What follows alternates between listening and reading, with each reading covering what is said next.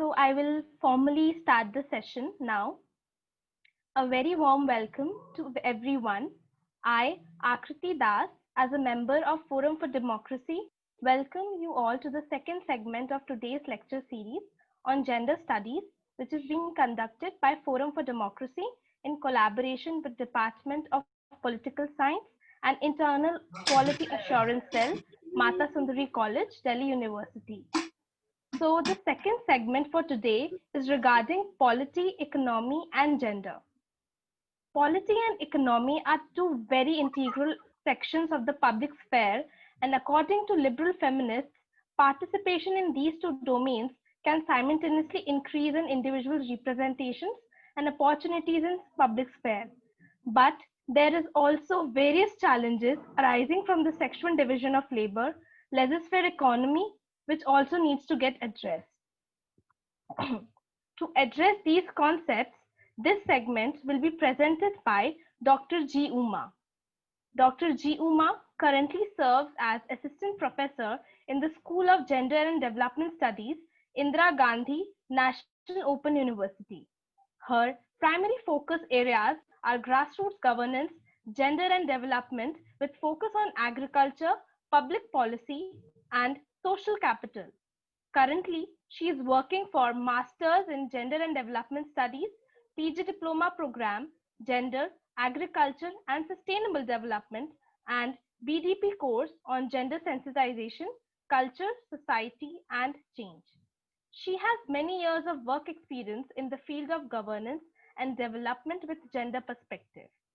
Now, I will request the students to maintain the decorum of the session, and on that note, I would formally invite Dr. G. Uma ma'am to deliver her lecture. Ma'am, over to you. Thank you so much, Akriti Das. It's very nice of you to introduce me to all the learners. Good evening, learners. I am Dr. G. Uma, working as an assistant professor in the School of Gender and Development Studies, Indira Gandhi National Open University, Delhi. Actually, today's session, I divided into two parts. First, gender and polity and gender and economy. These two concepts are very important when you talk about the gender.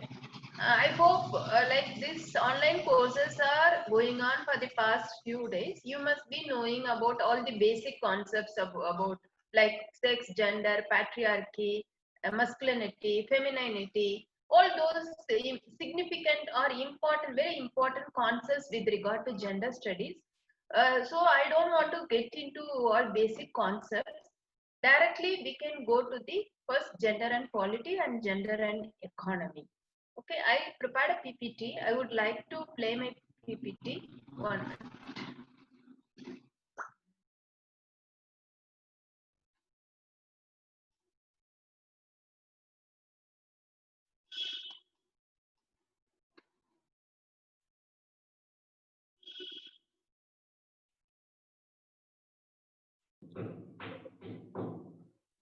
Hope all of you must be able to see my PPT. Yes, ma'am, we are, but the PPT is not able, we are not able to see it anymore. It was, 1 minute. please kindly again attach it. Again, I'll share. Now, will you able to see the PPT? Yes, ma'am, yeah. Okay. It's fine. So, my topic is polity, economy and gender.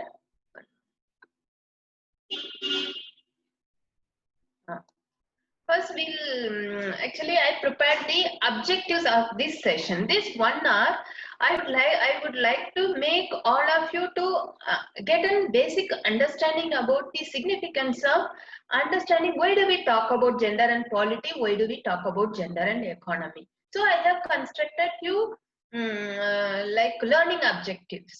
So based on the learning objectives, I have prepared this session.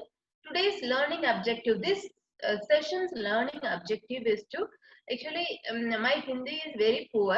I would like to apologize to the learners that I cannot converse in Hindi very fluently, so I prepared the entire lecture in English. So I'm taking my lecture in a very slow, in an English.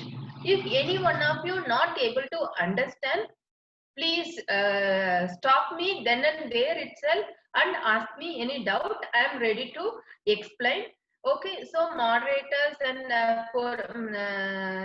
like people from Forum from Democracy, people are there from Forum from Democracy. If I am not able to converse in anything in Hindi, certainly they will help me. Okay, so like wherever you are not able to understand in English, please ask me to stop there itself and you can ask any doubt. I'm ready to explain. Okay, so for in this session, the learning objective is to explain the feminist understanding of women and political. So first thing is that how the feminists really looking at the space politics.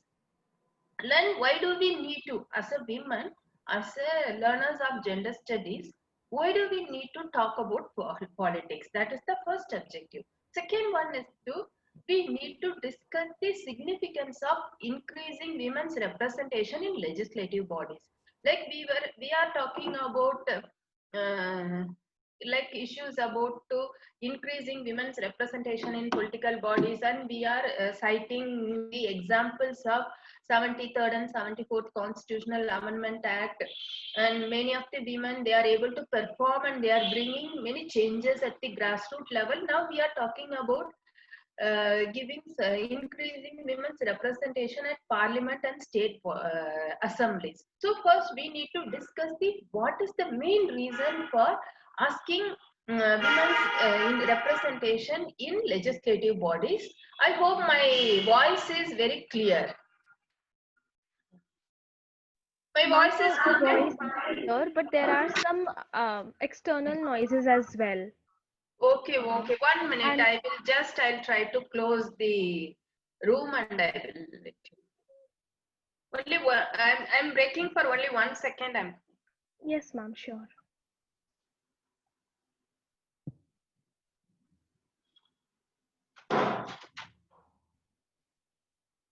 Students may please kindly wait for a minute.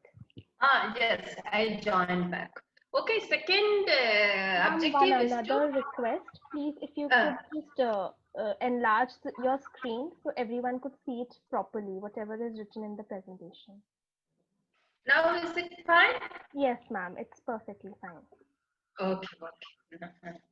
Okay. First issue we need to understand is that we need how the feminists understood the issues of women and politics. That is the first thing. Second one is we need to discuss the significance of increasing women's representation in legislative bodies. Third one is what are the barriers for increasing women's representation in electoral bodies. Whether the women are facing the barrier or it's like societal, like various social structures like family, society, like market, are these social structures really acting as an impediment for the women to participate in the political process? That one. Then examining the role of women as agents of change at the public space. That how can we women act as public space in the era of 21st century, 1980s onwards? Like you must be all understanding the women's movement and various feminist thoughts like socialist feminism, liberal feminism, Marxist feminism, radical feminism. So various feminist thought also you must be understanding or you must be listening in the other sessions. So in the liberal feminist thought and also in the era of 21st century, 1980s onwards, the theoretically everyone has started speaking about the women as changing agents in the public space. They can act as a change agent. They can bring certain changes in the society, positive changes in the society that certainly bring certain transformation in the society. So we need to examine the role of women as agents of change at the public space and explain the relationship between gender and economy. When we talk about economy, why do we need to talk about gender? So these are the learning objective as far as today's sessions are concerned.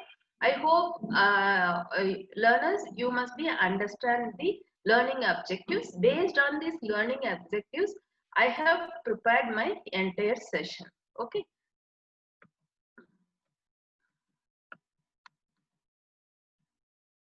Next one is that conventionally we need to understand the understanding of politics. Conventionally, like all of you must be knowing about how do we understand politics. First thing is that when we talk about politics, how do we understand? We think that politics is a masculine space where only male person can participate and act and bring changes. Okay, that is the one thing. Liberal political discourse, it talks about the state is a sovereign. You all know we are India as a sovereign state, and always the liberal political thought, even in the 21st century also, the political theories clearly talk about there is a separation of individual citizen and the state. State is the actually state is different, individual citizen is different. Role of individual citizen is in the democratic state like India means they have certain roles and responsibilities. Like whenever there is a elections, the citizens, they are supposed to go and vote. Okay, that is the one role. Okay, and they can elect their representative. Country like a democratic country like in India, that is the role is over. Citizens' role is over. Most of the time, in a country like in India, the citizens they don't get a space to act proactively. Proactively means, for example, if the state brings certain legislations, are we actively discuss and provide certain ideas to the state? For example, a new education policy 2020. Okay, that government has brought the new education policy. It is going to implement. Okay, in a Ministry of Education website, they have uploaded entire new education policy and it requested everyone to send their ideas. How many of us, you, me, anybody take, how many of us, we are part of the educational system? How many of us aware about this new education policy? Have we ever discussed about that? Are we actively sending the suggestions? Okay, that is. Second thing is that's why in a conventional understanding of politics, it has clearly demarcated the roles and responsibilities of the individual citizen and the roles and responsibility of the state. Most of the time, in the representative democracy, we are representative democracy. A country like in Switzerland, Sweden, they have a direct democracy where even have you ever heard about that particular word called recall? See, any representative. See, we are sending one representative to the parliament. If that particular representative, member of the parliament, if he doesn't work, if he or she, I'm sorry, I'm used the word first. I use the word he. If he or she not performing up to the expectation, do we have a choice to bring back? We don't want this representative. We want to elect the new person. Do we have a choice? No, we don't have a choice. If we elect one person for 5 years, for either parliament or state assembly, even for municipal elections, that's all. Citizens, they don't have a choice to recall. But certain Western democracy, Western European countries, there is a significant clause in their constitution that is called the recall.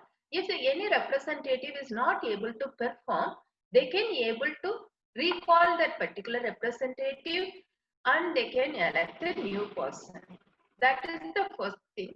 So modern conventionally politics or state means there is a separation of power between the citizens and the state. Each one have their own roles and responsibilities. So that is the first. We all have that conventional understanding. Second thing is that there is a separation of public and private sphere, private life. Private means it will be confined within the four walls of the family or any social institutions. Public means it can be it is the any like any place, a market, society, or any representative bodies like a parliament, state assemblies. Public space is totally different, private space is different, and we have, due to the certain socialization process, um, um, patriarchal relations, we everyone have their distinct separation of powers between public and private spaces. So mostly existing socialization process clearly state that the women can perform their roles and responsibilities at the private space, at the family, and the men can they perform their responsibilities at the public space. So this has started, this socialization process has started much earlier. From 10th, 9th, 8th centuries onwards, once the human beings started settling in the particular place, okay, then they themselves started doing the agricultural activities, certain social institutions started strengthening like family, society.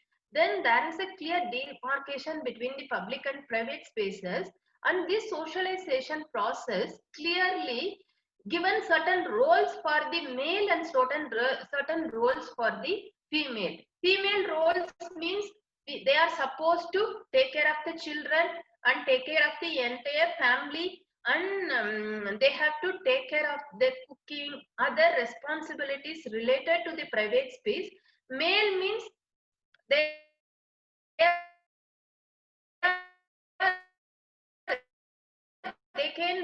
they are supposed to take care of the female members and the children in the family. Okay, this is a socialization process. Again and again, this socialization process inculcated in each and every one of our mind. So if we try to bring any changes in the socialization process, maybe society won't accept. First thing. Second thing, females, they may face certain consequences like violence and other consequences because of the or not following the norms and rules imposed on female members in the society. I hope now you understood there is a clear demarcation between the public and private life. That is our conventional understanding. That's why, always we think that politics is the male space and it is a patriarchal institution. Only male person can perform and they can able to do certain things in the private space. This socialization process again and again imposed on the minds of the female members in the society that even if they want to go to public spaces, certain existing rules, norms are not allowing the female to enter into the public spaces. Okay, this is the second. So in the Western political context, political refers to the history in the Western context. Political means you need to read about the European history, then only we can understand that politics basically about the term comes from the Western context and it is basically, it refers to the public space. Okay, so polis is a political.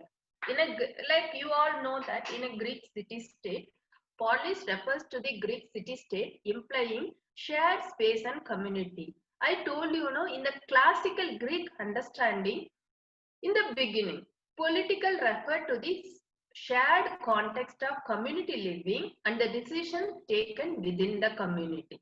Like even in the earlier period in the Indian community, basically in a village, if you go to the villages and all, basically they come together.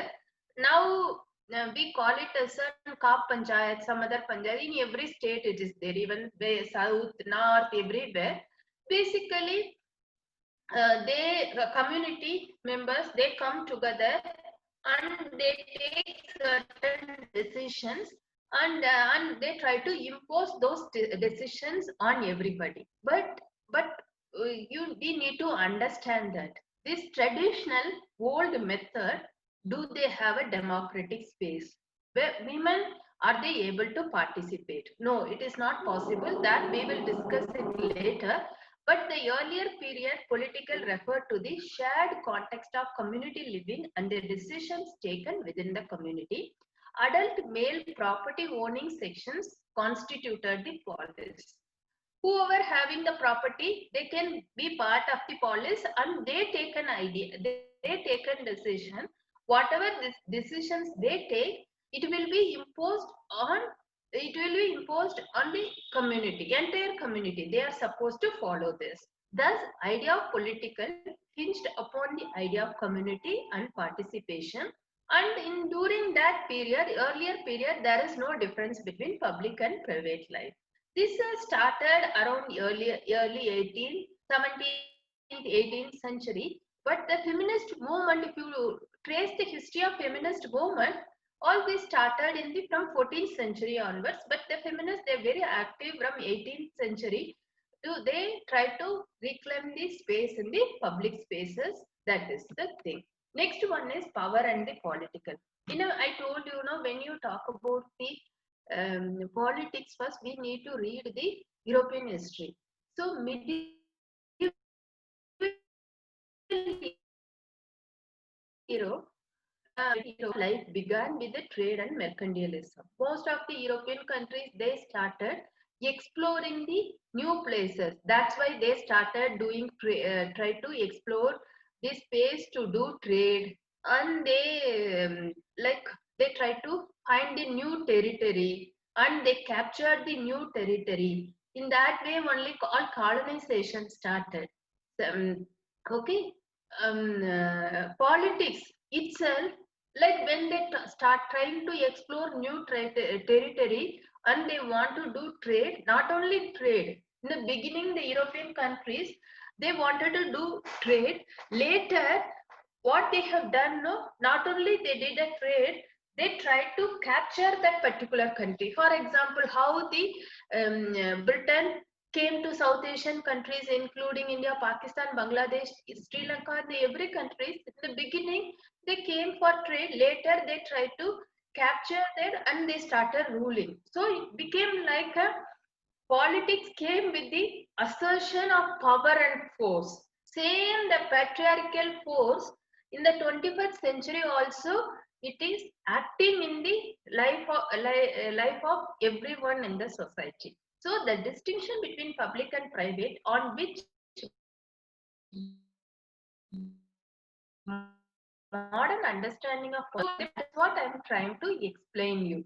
In the beginning, when you look at the Greek history or even Indian histories also, they have never excluded women. Later, once they in a 14th, 15th century, 10th century onwards, the Europeans, they try to explore the new territories. They want to do trade.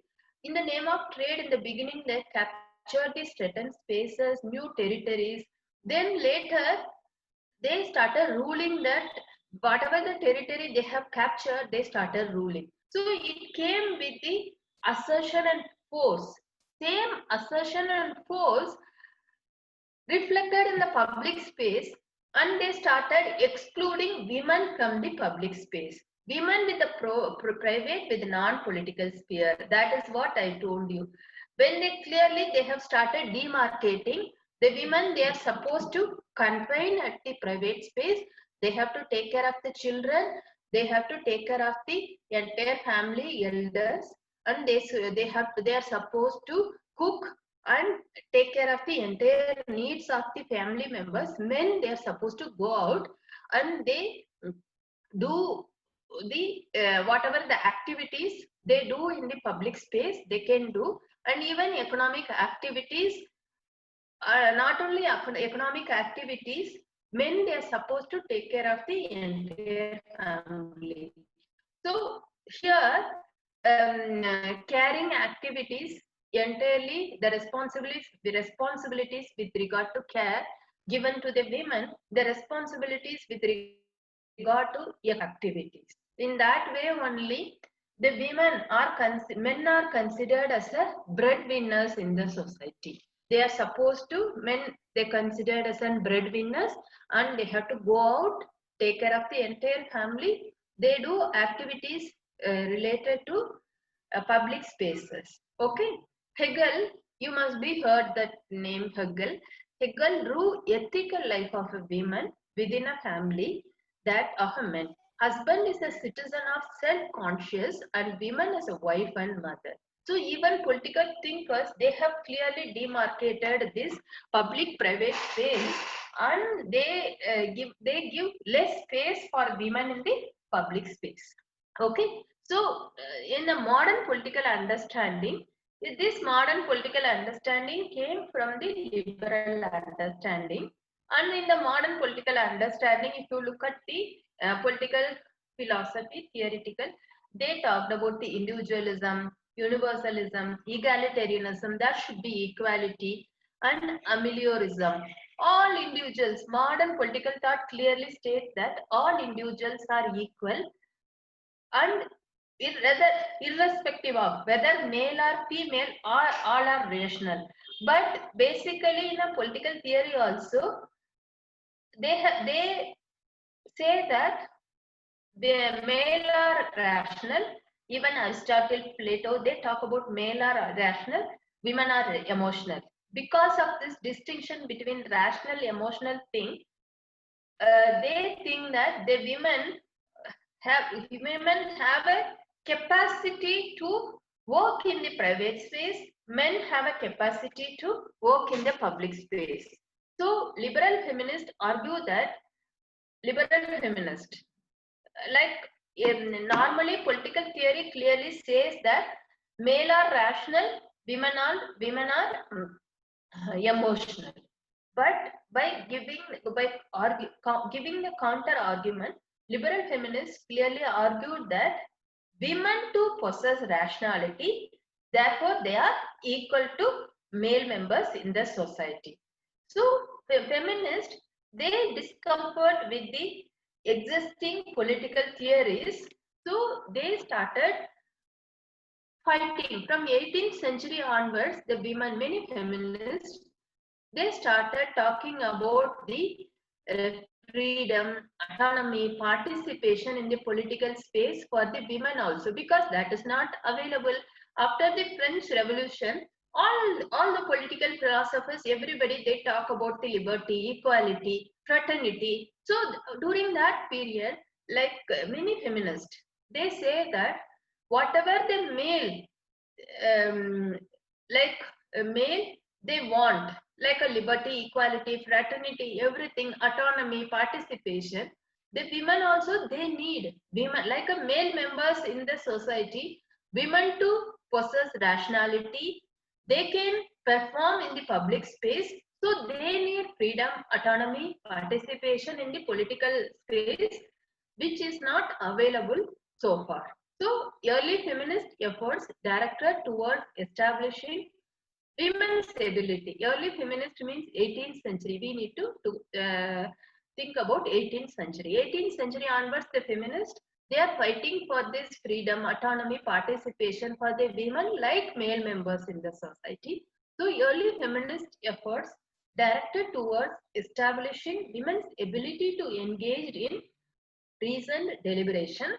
The feminist theory and politics had to contend with the notions of power and trying to redefine the politics to make the women's presence, involvement and participation in public sphere.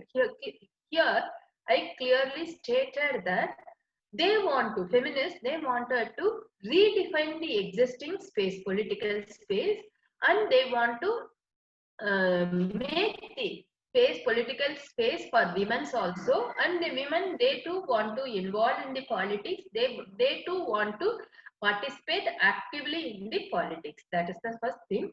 And the feminist perspective on political is that political should be modern, and the liberal feminist only, they are talking about the women's need. They're talking about the need for giving space for the women in the politics. They said that personal is political. Okay, even if you are at home, there are women, they too they have to deal many things at the personal space. Okay, so it's a personal is a political.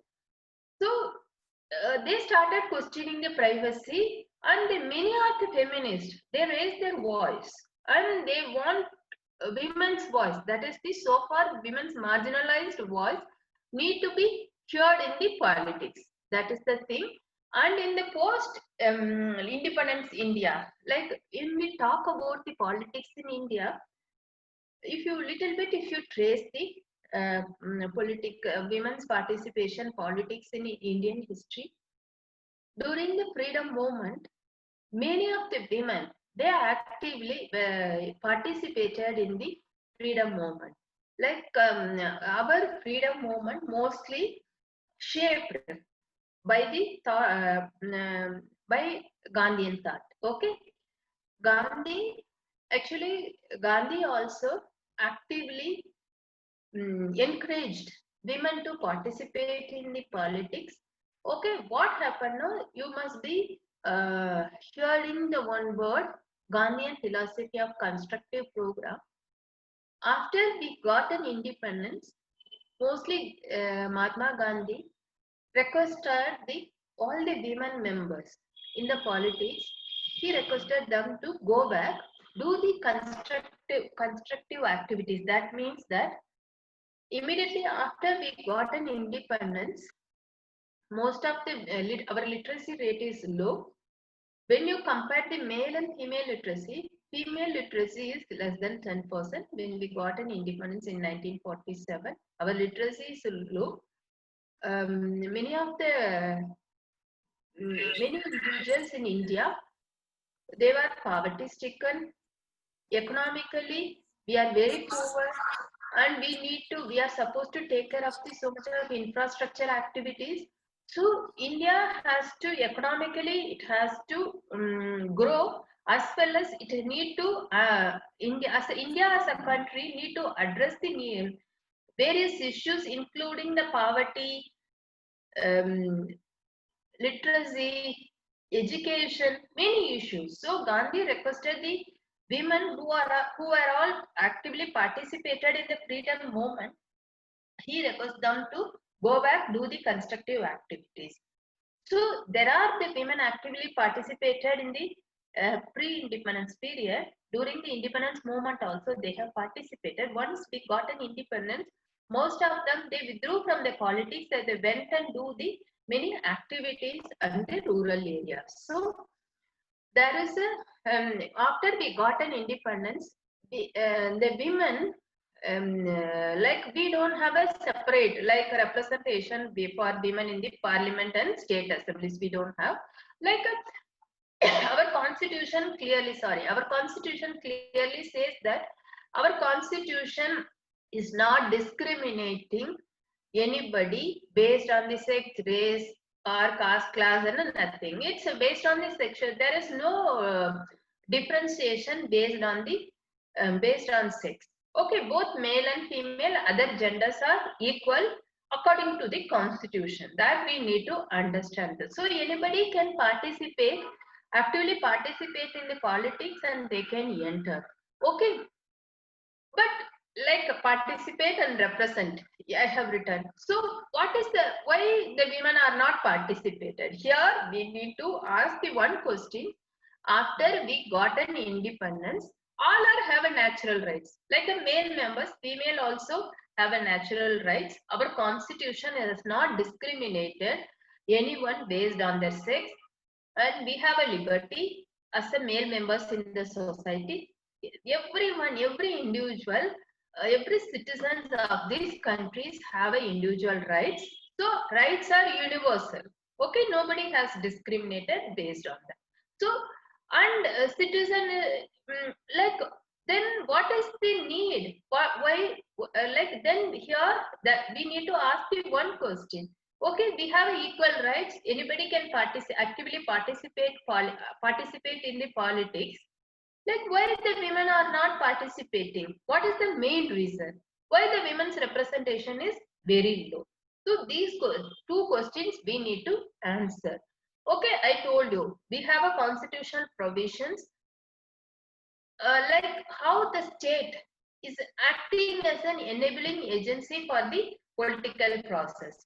So I first we need to, what is the, why women are not able to participate, even though state has given the opportunity for the women to actively participate, and the state is not discriminating women on the basis of sexual differences. Okay, we have enough legislation, state has formulated enough legislation, policies and programs. Okay, so why the women are not able to participate? Here that questions we need to ask. Okay, anybody can vote. Like, if you have attained the age of 18 years, you can vote. And 25, at the age of 25 years, we can stand in the election. There is a reservation for scheduled caste and scheduled tribes. Okay, still, what is the main reason for reason the women are not able to participate? Why the women's representation is very low in the parliament and state assembly? First thing is that we need to see the first barrier is the existing patriarchal structure. Actually, you need, I hope you all have a very good understanding about the difference between sex and gender, patriarchy, masculinity, femininity, all these basic concepts. Okay, you all know that sex is a biological difference, gender is a socialization process. Okay, so if there is a biological difference between male, female and other genders, that is the biological difference between, like, male have a certain features biologically, female has a certain features and all those things. Gender, unlike sex, gender is the socialization process. Little bit before I get into patriarchy, I will give you the difference.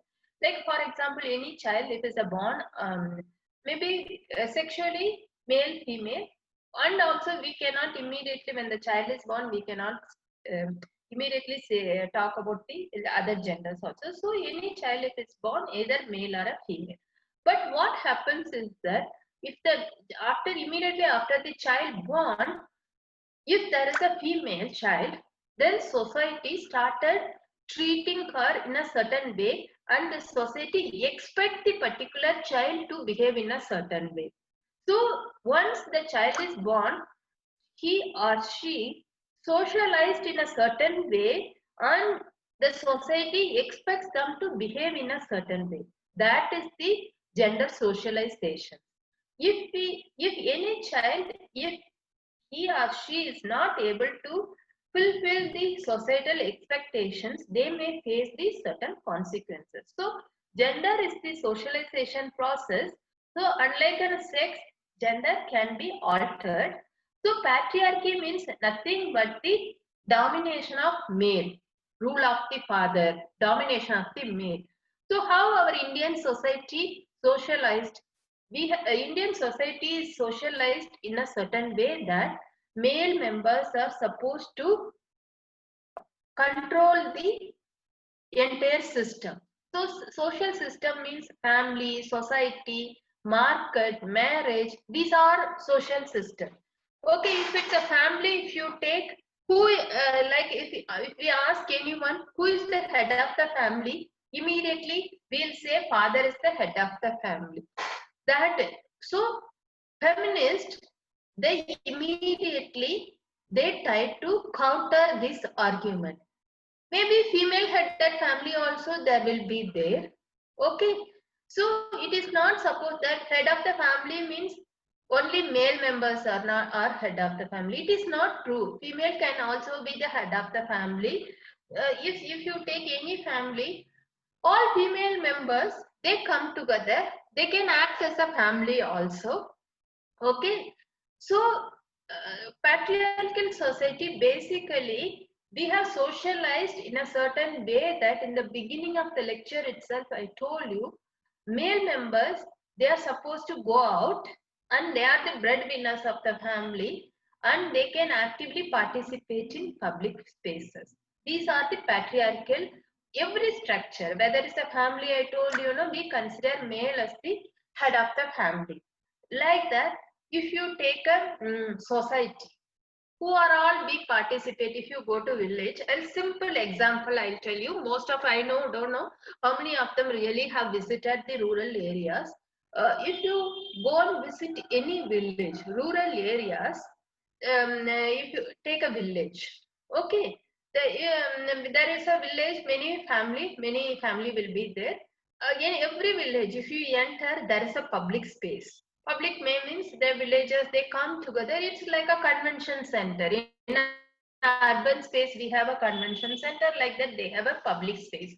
If you look at the public space, mostly male members they occupy the public space. They do all type of activities like they themselves they can entertain themselves. They play certain. They do play. Okay, they converse. They come together. They socialize together where like same public space you never you see any female members can freely occupy the public spaces because we socialize certain way that public space means it is meant for male members only.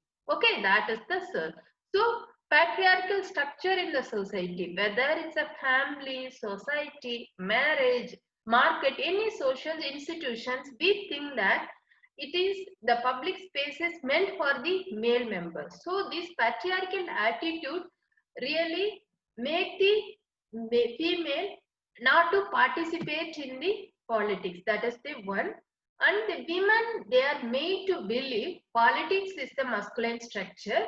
That is the another thing. I told you when we got an independence, the literacy level of female is very low. Still, when you compare the male and female literacy, they have a 10% difference. For example, if the female literacy is 60%, male literacy is 70 and around 80%. So literacy among female are low. Literacy among male or female. Literacy is a very significant component to actively participate in the public sector and lack of family support. If any male members, even as a student, if you would like to participate actively in the participate in the politics, mostly the family, they never allow the female members to participate in the public space because they think that politics is the space for the male members they don't support. So lack of family support and electoral politics has proved to be inhospitable to women. Why I have written this point is that, for example, if any female members they want to participate in the politics, what happened means mostly they need to spend. They need enough resources. Resources mean the means I'm here. I meant that monetary resources. If the female, like as a student, if you want to enter into the electoral politics, you are expect to keep certain financial resources and other resources to actively participate in the politics. For example, any female want to contest in the elections. So they need financial resources to contest. First thing is the financial resources. Second thing is the other resources like free movement. They have to travel many places. That is the thing, and they need either public vehicle or they need to have a private vehicle. That is very important. Second thing, they need other support to participate. Like they need family and neighbors support to actively participate to travel. So electoral politics prove to be inhospitable. For example, if any female want to actively participate in the electoral politics, they have to travel a lot.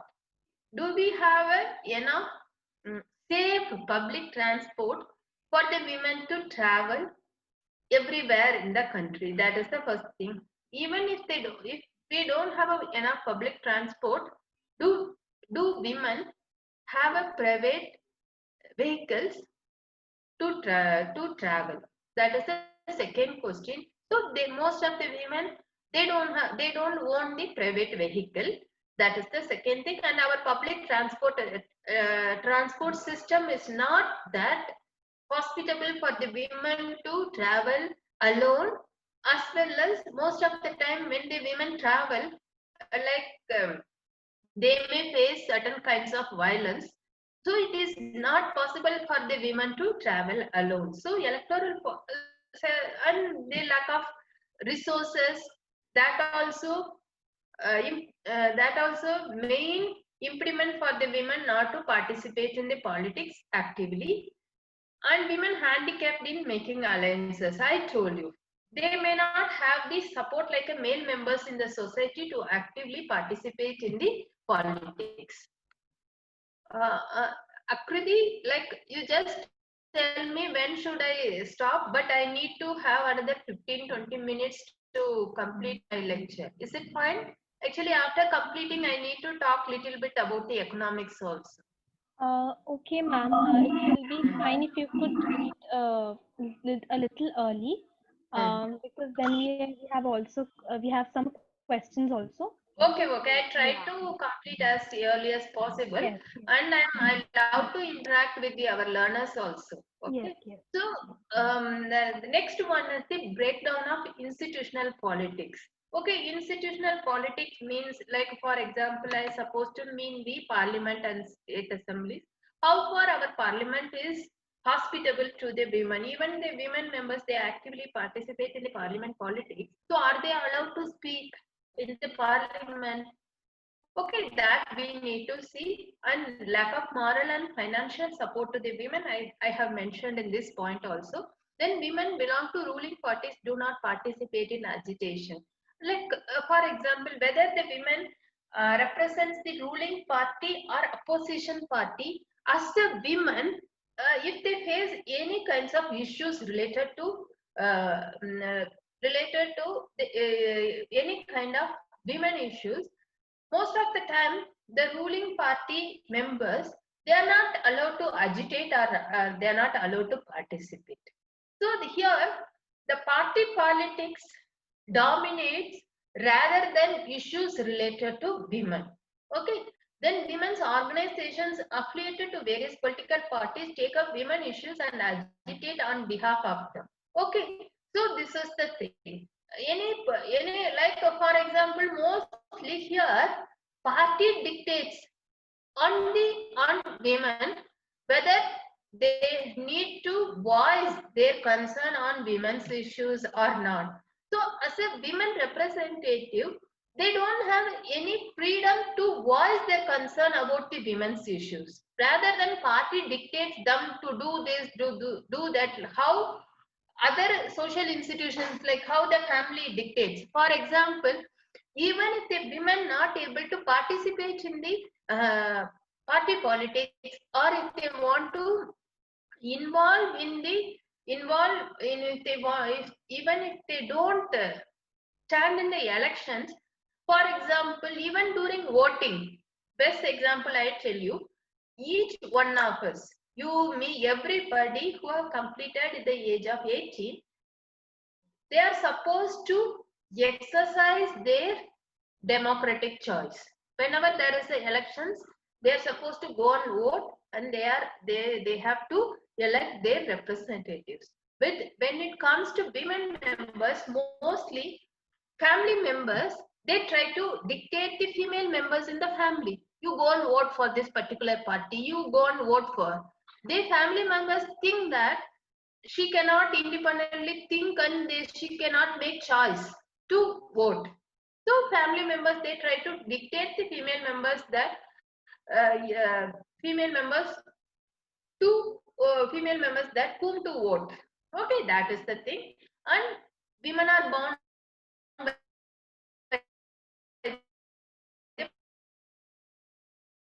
party disciplines and way. I have analyzed many parties' manifestos. Mostly the women issues appear in a very less in the party manifesto. That is not at all a very important issue for them. And mostly the women itself, they vote without considering their issues. And most of the time, when it comes to, there is a big difference between the urban and rural areas. Urban women mostly, what happens, they don't have educated urban people, they don't have a that much confidence about the government policies and programs, and they are very skeptical about the government policies. Even for example, in urban areas like many metropolitan cities like Delhi, Bangalore, Chennai, and Kolkata, mostly the women, they face many kinds of violence in the public space. So most of the urban educated women, they don't have that much confidence on the policies of the government and whether the government could able to provide safety and freedom to the women. That is the thing. And mostly price rise may appear in every political manifestos. Certainly, the price rise affects the lives and livelihoods of the women, and the women's reservation in parliament, women's reservation bill still pending in parliament that they are not able to provide. Okay, so this women reservation bill, little bit I'll talk about this reservation bill, then I'll talk about little bit, 5 minutes I'll talk about the gender and economy. For example, our constitution, even though the equality of sexes enshrined in the constitution, it is not reality. Okay, mostly the women are never considered as equal like a male members in the society. So that the government should take certain affirmative actions. Affirmative action is that nothing but like if you have two gender are there, male and female, even though constitution enshrine both are equal, but due to the socialization process and patriarchal attitude in the society, most of the time the women are not able to access like a male members in the society. For example, literacy. Why the women's literacy level is low? Because the women are not allowed to go to the school. In the like in the rural areas, mostly the female members means after a certain point of time they are supposed to like elder female members means they are supposed to, they are expect to take care of their younger siblings. Okay, that is the first thing. In the 21st century, mostly the schools and colleges, it may locate far away from their village. So the family, they want female members to travel because they think that the women, they may face the violence in the society. So to in the name of safety of the women, they are not allowed to pursue their education. So always the women's education is lower than the male members in the society. So to to improve the women's status and position in the society, the government, they are supposed to take certain affirmative actions to improve the conditions. Like in the affirmative actions, in the name of formulating certain policies and programs to address the needs of the women. Okay, reservation is the one of the important affirmative actions. Like for example, if the government provides certain reservation for the women to enter into the politics in parliament and state assembly, certainly that will improve the women's representation in the women's representation in the parliament and state assemblies. For example, you all must be heard about that important legislation called 73rd and 74th Constitutional Amendment Act. Both 73rd and 74th Constitutional Amendment Act provide reservation for the women in the rural and urban local bodies. For example, Delhi means in municipalities. Okay, municipalities in the beginning 33, now that they have increased to 50%. Like if a 3 municipalities in Delhi, one one mayor is the female mayor. Suppose if they did not bring the 73rd and 74th Constitutional Amendment Act by including the women's representation, mostly it is not possible for the women to stand in the panchayat and municipality elections and address the needs of the female members in the society. Like that, if they provide certain reservation for the women to stand in the parliament and state assemblies, automatically women's representation will increase in the parliament and state assembly. Once they increase, now more women, if they go to parliament and state assembly, what happens? They could able to represent the women's issues. Like for example, violence, by the economy, whatever issues that affects the women, these women representatives, then certainly they can able to talk about the women's issues and parliament. That will be highlighted, that will get highlighted. Then government could able to make policies and programs to address the women's issues. Okay, that is the thing. Like these are the various conventions like United Nations Decade for Women 1976. At the international level, so United Nations to United Nations is the lead organizations to talk about the issues of the women, various issues, not only violence and other issues. United Nations to implement state assemblies and politics at the every level. Basically, they want to improve the women's representation in a various bodies to address the women's issues. That we need to remember. Okay. Why I am talking about the women as a change agent? So more and more women they come out, they represent in the public spaces. Then the women's issues will be highlighted, like how men issues and the patriarchy that operates in the public spaces will be addressed, and mostly the public space became a neutral space. Anybody can, both men and women and other genders can actively they participate. They could be able to address the what type of patriarchy operates now, that can be addressed. Institutional inadequacies. Now, if you see, there is a lack of women's representation in every bodies. So if there is a more women represent, then that will certainly fulfill the women's aspirations. For example, why are we talking about to increase the women's representation? First thing is that there are 50% male, 15% female in the society. Okay, if the 50% of the female members, if they are not developed as male members in the society, can we say that particular society is developed? No, we cannot say that. So all members in the society has to be developed. For that, the women should have an adequate representation in the public spaces. Only way is that due to the existing patriarchal attitudes, ban the women to participate in the public spaces. So we need to improve the women's representation in the public spaces. That will give enough representation for the women in the public space to address the issues of the women. Okay, now I think quickly I will talk about the gender and economy. Like for example, like politics, in traditionally economic theory talk about the economic realm and household realm. Whatever the activities done at the public space, that is the economic realm. Whatever the activities done at the household level, that is the household level. Work means they considered anything that provide the monetary benefits that are considered as a work.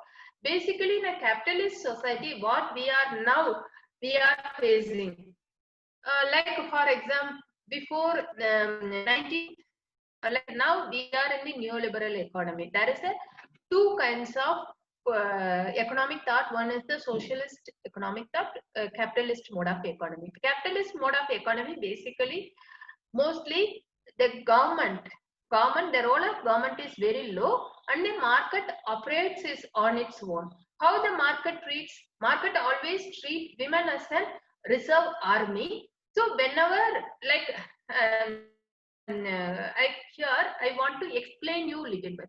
In India as a country, we entered into the liberal economy 1980s.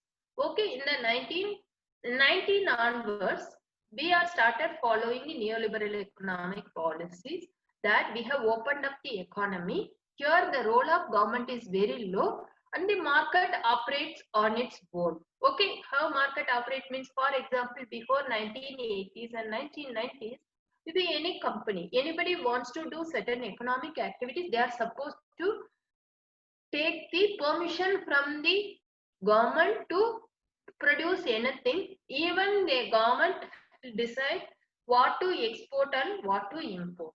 Okay, then we faced certain problems during 1990s, that is called the balance of payment problem. That means, for example, we don't have enough foreign reserve to operate our economy. So to address the same, we have opened up our economy. So we have asked many countries to come to India to do economic activities.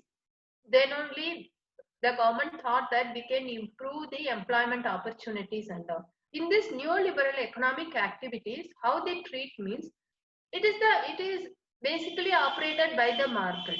Okay, so if the market is very good, they need more members for the market activities, then they observe more women. For example, due to this COVID, corona and other things, market started falling down. What happened? Most of the female members, they lost their job. So female is the first one to fire, last one to hire. We need to understand that. So in a capitalist mode of economic activities, the women are considered as a reserve army, and mostly the women, they are supposed to do the caring activities and the paid work, whatever the paid work, it goes to the male members in the society. The women, they try to face the discrimination, violence and vulnerability in the work. Okay, mostly in a market economy, most of the activities are informalized. Who will part of the informal economy? Mostly female are in the informal economy. Informal economy means, like for example, it's like working on a daily basis, weekly basis. There is no permanent employment and no social security. So if there is any mostly the women in the capitalist mode of economy, they represent the unorganized sectors. Okay, so here I'll stop here. I'm requesting all of you to raise the questions. Then I could able to explain more about the women and economy and politics also. Thank you so much, ma'am, for making this subject on polity and economy in relation to gender so lucid for us. So, ma'am, there is Mansi Gupta. She has raised her hand. So, Mansi, I would kindly request you to unmute yourself and ask your question.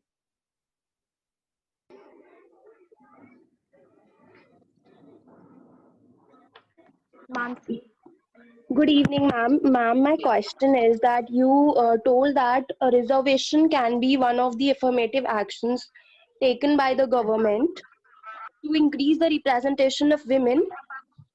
To increase the representation of women in the electoral bodies. And 73rd and 74th Amendment of our Constitution provides for 1/3 reservation of women in urban and local bodies. So, ma'am, when these constituencies are reserved for women and the men who wanted to contest for the elections, they end up making their wives and daughters stand for the elections.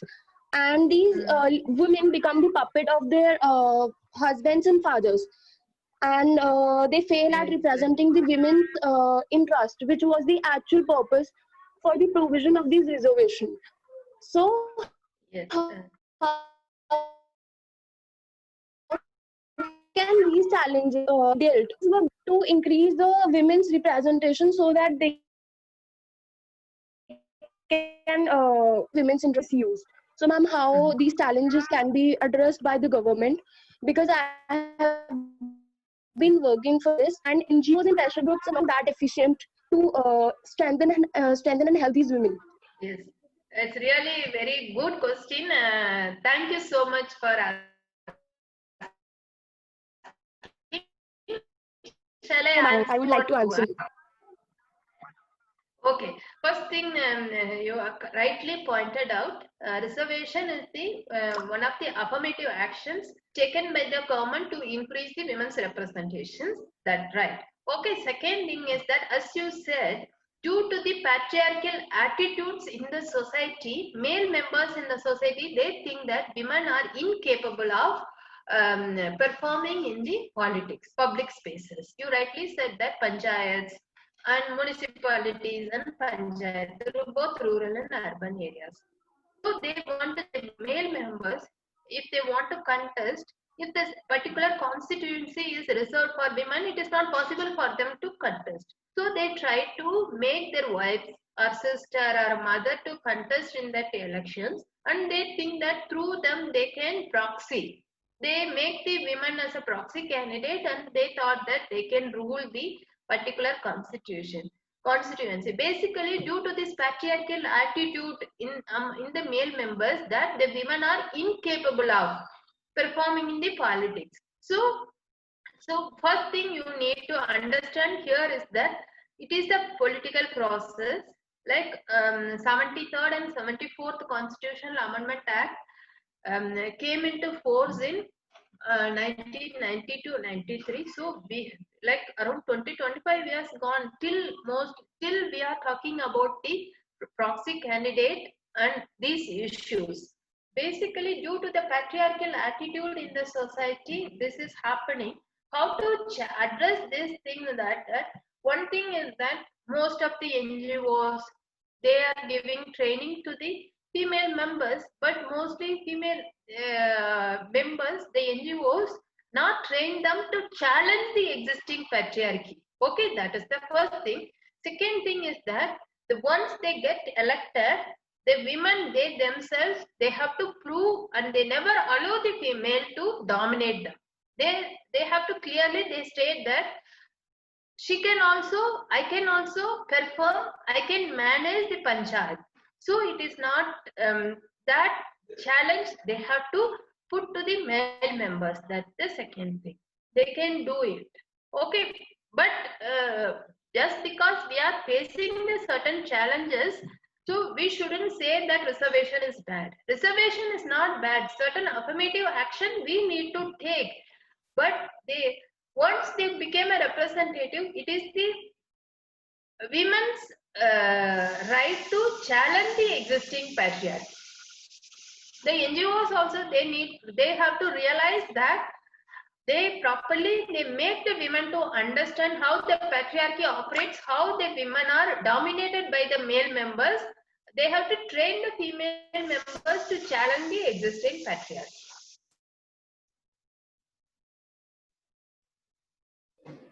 Thank you so much, ma'am. Thank you.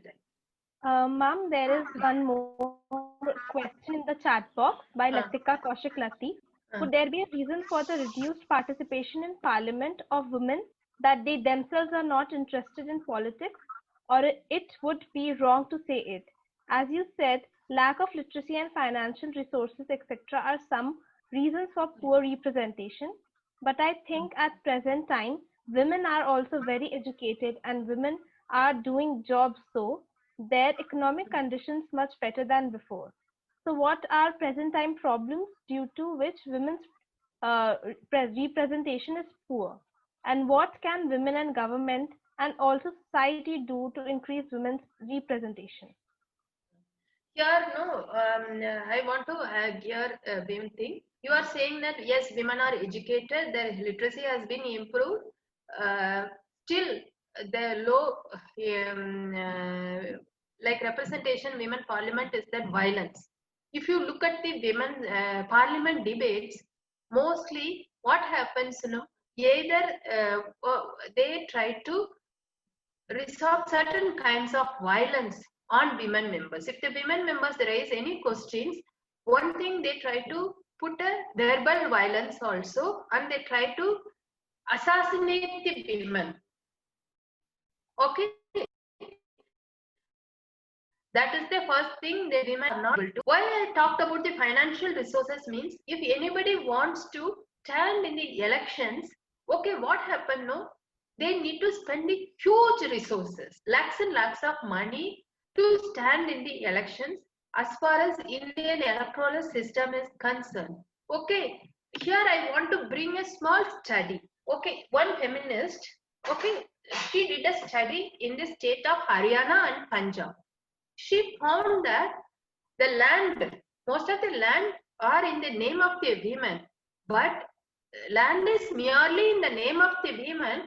They are not able to control the land. Means there is means if they want to use the land for a particular purposes, for higher studies or to stand in the election, it is not possible for the female members to sell that property and utilize the resources.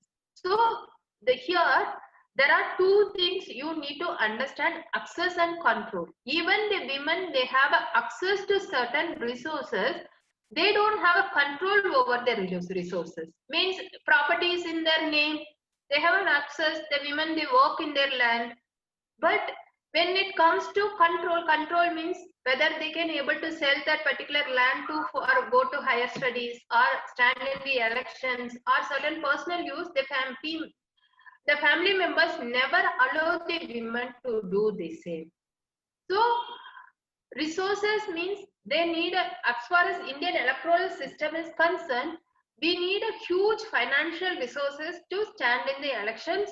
So women, they don't have that much huge financial resources. Second thing is that when it comes to electoral politics, basically party politics, here the party also, the patriarchal mindset operates in the party.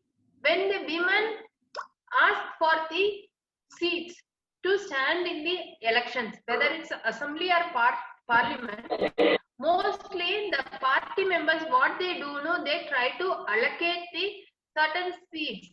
Like for example, wherever the particular party has a winning choice, automatically they give those seats to the male members. Wherever the particular party is not able to win, those seats will be given to the female members. Second thing. Then third thing, even if the female members ask for the seats, immediately the party will see whether that female member has enough financial resources to stand in the or participate in the electoral politics. Okay, so here the institutions, patriarchal institutions, party, and third thing is that if you look at the debate in the parliament, mostly when it comes to female, mostly the female, they may assassinated in a certain character assassinations, or they may face certain kinds of physical and verbal violence. So the female, they don't want to actively participate in the electoral politics. So here every social institutions, political institutions, they operate based on the patriarchal mindset. That's why the women are not able to actively participate in the politics. Thank you. Thank you, ma'am. So Ananya has also raised her hand. Ananya, I'll ask you to unmute yourself and ask your question. No, I raised my hand, but I already got my answer. Like I got the answer. Thank you so much. So ma'am, on that note, I will thank you. Thank you for making the subject so lucid and covering such vital aspects of gender, polity and economy in such a strategic manner. And a heartfelt thanks for your kind presence. We also look forward to learn from you in future as well. And on that note, students may please kindly note our next session is scheduled for tomorrow, that is day 4 of the course. The theme for the session shall be gender roles, anthropology and social psychology. The session would begin sharp at 4 p.m. I request all of you to log in at least 10 minutes prior to the lecture to avoid any issue. Thank you everyone. Thank you ma'am. Thank you so much.